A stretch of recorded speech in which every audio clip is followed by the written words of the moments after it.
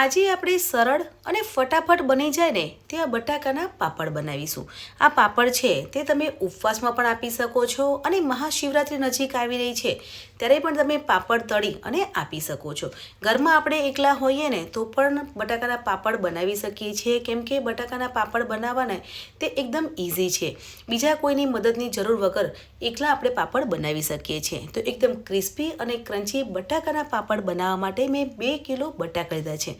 હવે બટાકા મોટા લેવાના છે અને નવા બટાકા લેવાના છે। એ મેં 2 કિલો બટાકા લીધા છે અને મોટી સાઈઝનું કુકર લીધું છે। હવે 2 કિલો બટાકા લીધા છે તો બટાકાને ધોઈ લેવાના છે। તો આપણે બટાકાને ધોઈ લઈશું। અહીંયા આપણે બટાકાને બાફી લેવાના છે। આજે આપણે સરળ રીતે પાપડ બનાવીએ છીએ એટલે બટાકાને કુકરમાં લઈ લેવાના છે અને તેને બાફી લેવાના છે। આજે મેં 2 કિલો બટાકામાંથી પાપડ બનાવું છું, પણ જો તમારે 1 કિલો બટાકા લેવા હોય ને તો પણ તમે લઈ શકો છો। અહીંયા મેં 2 કિલો બટાકા લીધા છે, તેને કુકરમાં લઈ લીધા છે। હવે 2 કિલો બટાકા છે તેના પ્રમાણમાં 2 ગ્લાસ પાણી ઉમેરવાનું છે। હવે 3 વિસલ થાય ત્યાં સુધી આપણે બટાકાને ચડવા દેવાનું છે, એટલે બટાકા છે તે સરસ એવા ચડી જશે। બટાકા કાચા ના રહે તે વાતનું ધ્યાન રાખવાનું, એટલે 3 વિસલ થાય ને ત્યાં સુધી બટાકાને ચડવા દેવાના છે। તો ફ્રેન્ડ્સ, અહીંયા 3 વિસલ થઈ ગઈ છે તો ગેસને બંધ કરી અને કુકરને ઠંડુ થવા દઈશું। અહીંયા કુકર ઠંડુ થઈ ગયું છે અને બટાકાને એક સ્ટ્રેનરમાં લઈ લેવાના છે, એટલે બટાકા ઠંડા થઈ જશે અને બટાકા ઠંડા થઈ જાય ને પછી તેની છાલ કાઢી લેવાની છે। તો આ રીતે આપણે બધા જ બટાકાની ઉપરની છાલને કાઢી લઈશું। ફ્રેન્ડ્સ, આજે આપણે જે મેં બટાકા બાફ્યા છે તેમાં ડાયરેક્ટ બટાકાને બાફી લીધા છે, એટલે આપણે છાલને કાઢી લેવાની છે। પણ તમારે પહેલાં છાલ અલગથી કાઢી અને પછી બાફવા હોય ને તો પણ તમે બાફી શકો છો। તો મેં બધા જ બટાકાની છાલ કાઢી લીધી છે। હવે એક છીણી લેવાની છે અને બટાકાને છીણી લેવાના છે, કેમ કે આપણે પાપડ બનાવીએ છીએ ને એટલે બટાકાને મેશ કરવા જરૂરી છે। આપણે હાથથી મેશ કરીએ છીએ તો શું થાય છે કે અમુક વાર મોટો પાટ આવતો હોય છે, એટલે બટાકાને છીણી લેવાના છે। તો એમ બટાકાને છીણી લીધા છે। હવે 1 ચમચી ચીલી ફ્લેક્સ લીધા છે, પણ જો તમે ઉપવાસમાં ચીલી ફ્લેક્સ ના ખાતા હોય ને તો તમે સ્કીપ પણ કરી શકો છો। 1 ચમચી શેકેલું જીરું ઉમેર્યું છે અને સિંધો મીઠું જે આપણે ઉપવાસમાં ખાઈએ છીએ તે મીઠું ઉમેર્યું છે। મીઠું તમે તમારા સ્વાદ પ્રમાણે વધારે અને ઓછું ઉમેરી શકો છો। હવે હાથમાં થોડું તેલ લગાવી અને બધા જ મસાલાને સાથે મિક્સ કરી લેવાનું છે। હવે આપણે જેમ પરાઠાનો લોટ બાંધીએ છીએ ને તેમ બટાકાના માવાને સાથે મસળવાનું છે। બટાકાને સાથે મસળીએ છીએ ને તો એકદમ જેમ લોટ બાંધીએ છીએ ને તે રીતનો બટાકાનો માવો બની જશે। અને જો તમને એવું લાગે કે બટાકાનો માવો હાથમાં ચોટે છે તો બંને હાથમાં થોડું તેલ લગાવવાનું છે। બટાકાનો માવો એક સરખો કરી લેવાનો છે। અહીંયા બટાકાનો માવો મેં એક સરખો કરી લીધો છે, તો એ બંને હાથમાં તેલ લગાવી લેવાનું છે અને સેમ સાઈઝના ગુલ્લા બનાવી લઈશું। હવે તમારે જે સાઈઝના પાપડ બનાવવા હોય ને તે સાઈઝનું ગુલ્લું બનાવી લેવાનું છે, એટલે કે બટાકાનો એક રોલ બનાવી લેવાનો છે।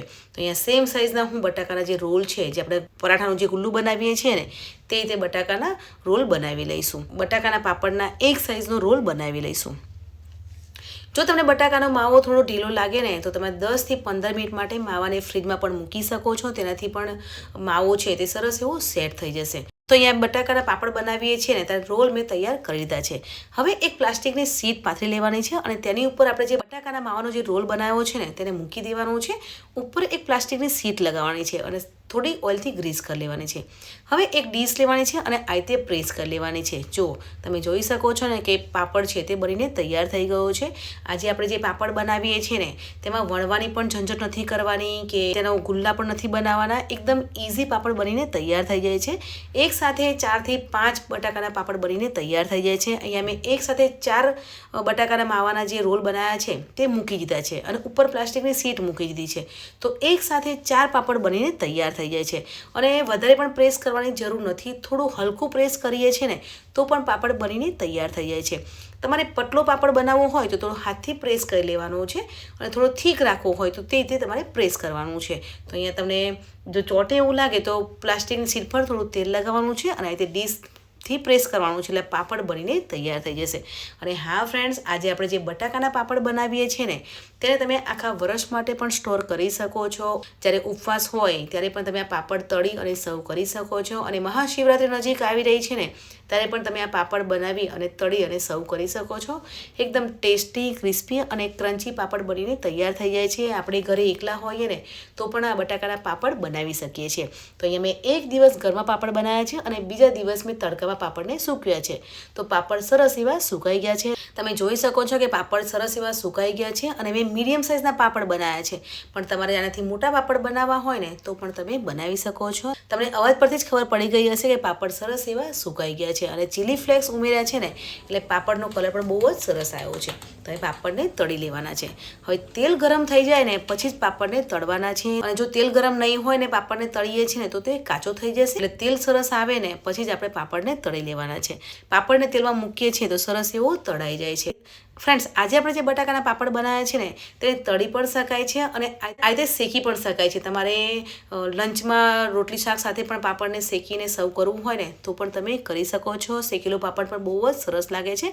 આપણે જેમ ચોખાના પાપડ બનાવીએ છીએ ને તેને શેકીને સર્વ કરતા હોઈએ છીએ તે જ રીતે બટાકાના પાપડને પણ શેકી અને સર્વ કરી શકીએ છીએ.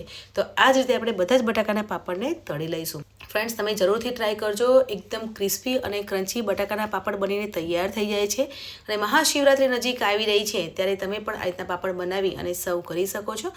અહીંયા મેં ચીલી ફ્લેક્સ ઉમેર્યા છે, પણ જો તમે ચીલી ફ્લેક્સ કે લાલ મરચું ના ખાતા હોય ને તો તમારે સ્કીપ કરવાનું છે. તો આ રીતે આપણે બધા જ પાપડને તળી લઈશું. તો ફ્રેન્ડ્સ, આ રીતે આપણે બધા જ બટાકાના પાપડને તળી લઈશું. અહીંયા પાપડ છે તે તળાઈ ગયા છે અને તમે જોઈ શકો છો કે એકદમ ક્રિસ્પી અને ક્રન્ચી પાપડ બનીને તૈયાર થઈ ગયા છે. હું તમને તોડીને પણ બતાવીશ અને તે કટ કરીએ છીએ તો એકદમ ક્રન્ચી બને છે. તો ફ્રેન્ડ્સ, આજે આપણે સરળ અને ફટાફટ બની જાય ને ત્યાં બટાકાના પાપડ બનાવ્યા છે. આ પાપડ છે તે એકદમ ક્રિસ્પી અને ક્રન્ચી બનીને તૈયાર થઈ જાય છે. આ પાપડ છે તે તમે ઉપવાસમાં પણ ખાઈ શકો છો અને મહાશિવરાત્રી નજીક આવી રહી છે ત્યારે પણ તમે આ પાપડ બનાવી અને સર્વ કરી શકો છો. તો તમને આજની રેસીપી કેવી લાગી કમેન્ટમાં જરૂરથી જણાવજો. મળીએ છીએ નવી રેસીપી સાથે. ત્યાં સુધી bye bye, take care, enjoy.